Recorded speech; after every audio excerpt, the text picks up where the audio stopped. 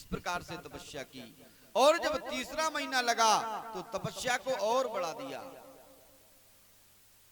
तृतीयम चा तथा मासम नवमे हनि अवक्ष्यम उत्तम श्लोका मुपायत्ताम समाधिनः।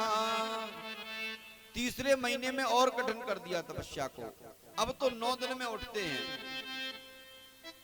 9 दिन के अंतराल में थोड़े समय के लिए उठते हैं और पत्ते खाना भी बंद, केवल यमुना का जल पीते हैं, फिर जाके बैठ जाते हैं। और जैसे ही चौथा महीना लगा है कि तपस्या और भी कठिन कर दी ध्रुव जी ने।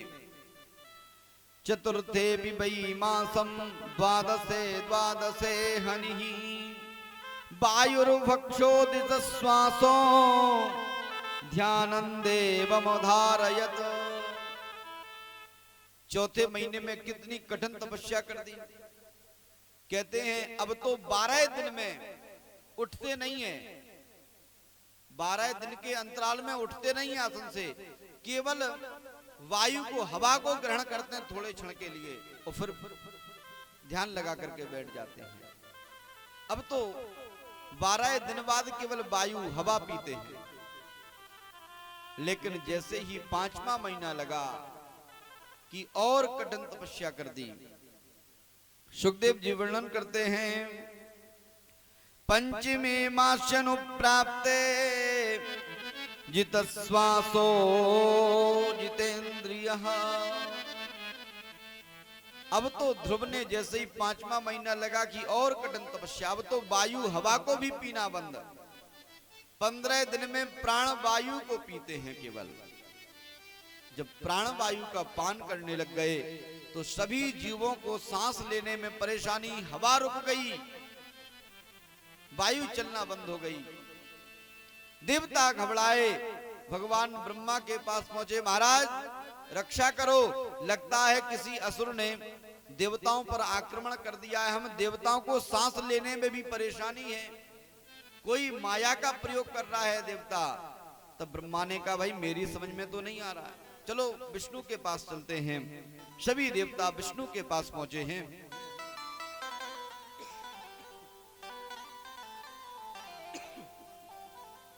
बोलिए वृंदावन बिहारी लाल की जय।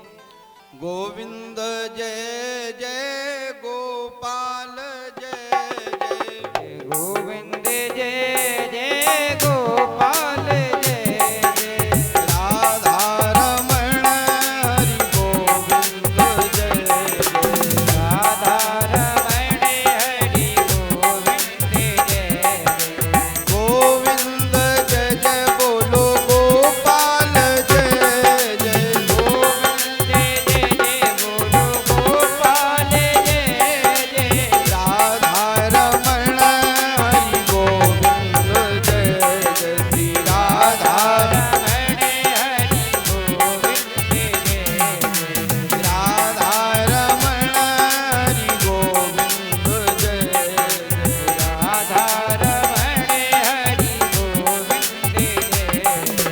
राधा रमण हरि गोविंद जय राधा रमण हरि गोविंद जय जय। बोलिए वृंदावन बिहारी लाल की जय हो। जब देवता भगवान नारायण के पास पहुंचे हैं, कहा प्रभु त्राहिमाम रक्षा करो। भगवान ने कहा क्या बात है। देवताओं ने कहा हे प्रभु, हम देवताओं को सांस लेने में भी परेशानी है, हम देवता सांस भी नहीं ले पा रहे हैं। भगवान ने कहा देवताओं घबराओ नहीं, किसी असुर ने किसी मायावी शक्ति का प्रयोग नहीं किया है। नैवं विदामो भगवान प्राणरोधम चराचरस्याखिल सत्त्वधाम्नः विदेहि तन्नो वृजिनद् विमोक्षं प्राप्ता वयं तुम शरणं शरण्यम्। हे प्रभु, हम सभी देवताओं को और सारे जगत के प्राणियों को सांस लेने में बड़ी परेशानी हो रही है। तो भगवान ने कहा, अरे देवताओं घबराओ नहीं, मां वैष्ट बालम तब सो दुरुत्तया। अरे देवताओं घबराने की कोई बात नहीं है। मेरा एक छोटा सा बालक जिसका नाम ध्रुव है, मां वैष्ट बालम तपसो दुरत्रया निर्वित्त इससे प्रतिया स्वधाम यतो वा प्राण निरोध यासी दौतान पादिरमयी संगतात्मा। मेरा एक भक्त है जो तानपाद का पुत्र है, जिसका नाम ध्रुव है। वह घोर तपस्या कर रहा है। अब उसकी तपस्या पूर्ण हुई है। अब मैं उसके दर्शन करने को जाता हूं। यहां भगवान बड़ी सुंदर बात कहते हैं। अच्छा, भगवान हमारे दर्शन करने आते हैं या भगवान दर्शन देने आते हैं? क्या करने आते हैं? भगवान दर्शन देते हैं या भगवान आपके दर्शन करते हैं? भगवान दर्शन देने आते हैं, लेकिन यहां पूरा उल्टा हो रहा है।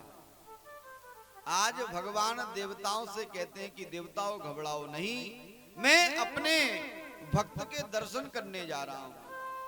आज भगवान ध्रुव के दर्शन करने जाते हैं।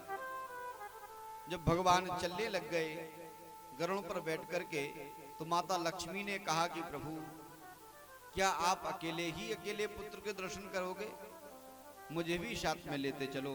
और भगवान ने श्री लक्ष्मी जी को भी साथ में लिया। भगवान लक्ष्मी नारायण पहुंचे हैं। चतुर्भुज रूप में भगवान गरुड़ पर बैठ करके खड़े हुए हैं, सामने प्रतीक्षा करते हैं। अभी तक भक्त प्रतीक्षा करता है कि भगवान आए, लेकिन आज उल्टा हो गया। भगवान को प्रतीक्षा करनी पड़ रही है कि मेरा भक्त आंखें खोले। भगवान को बहुत विलंब हो गया, बहुत समय निकल गया, लेकिन ध्रुव तो ध्यान में है, आंखें ही नहीं खोलते। भगवान समझ गए। भगवान ने विचार किया कि ये तो मेरी चतुर्भुज मूर्ति का दर्शन अपने हृदय में कर रहा है। तुरंत भगवान ने योग माया का सहारा लेकर के उस चतुर्भुज रूप को उसके हृदय से निकाल लिया। जैसे ही ध्रुव के हृदय से वो झांकी निकली, ध्रुव व्याकुल हो गए। और जैसे ही व्याकुल होकर के नेत्र खोले, तो क्या देखा कि जिस सुंदर श्यामल गौर छवि को अपने हृदय में देख रहा था, वही मेरे सामने खड़ी है। शांताकारं भुजगशयनं पद्मनाभं सुरेशं विश्वाधारं गगनसदृशं मेघवर्णं शुभांगं लक्ष्मीकान्तं कमलनयनं योगभिर्ध्यानगम्यं वन्दे विष्णुं भवभयहरणं सर्वलोकैकनाथम्। आज ध्रुव जी प्रसन्न हो गए। भगवान ने उठाया, ध्रुव को अपनी गोदी में बैठा लिया और प्रेम से हाथ फेरने लग गए ध्रुव पर। कहा, ध्रुव, तुम जैसा भक्त अब इस संसार में होने वाला नहीं है। प्रेम से मुखमंडल को चूमते हैं ठाकुर जी और आशीर्वाद देते हैं। ध्रुव से कहा, बेटा ध्रुव कुछ मांग लो। ध्रुव ने कहा, प्रभु मैं कुछ नहीं चाहता। तो भगवान ने कहा, देखो मैं जब आता हूं तो कुछ ना कुछ दे करके जाता हूं। मेरा दर्शन कभी खाली नहीं जाता। तुम मांगो कुछ। ध्रुव ने कहा, नहीं नहीं प्रभु मैं कुछ मांगना नहीं चाहता। कहा, नहीं मांगने तो आए थे। कहा, प्रभु आया था, लेकिन आपको देखने के बाद अब कुछ मांगने का मन नहीं करता है। तुझे देखने के बाद अब मैं क्या देखूं? हे प्रभु, आइए भजन के माध्यम से भगवान के मोहिनी मूर्त के दर्शन करते हैं। और मेरी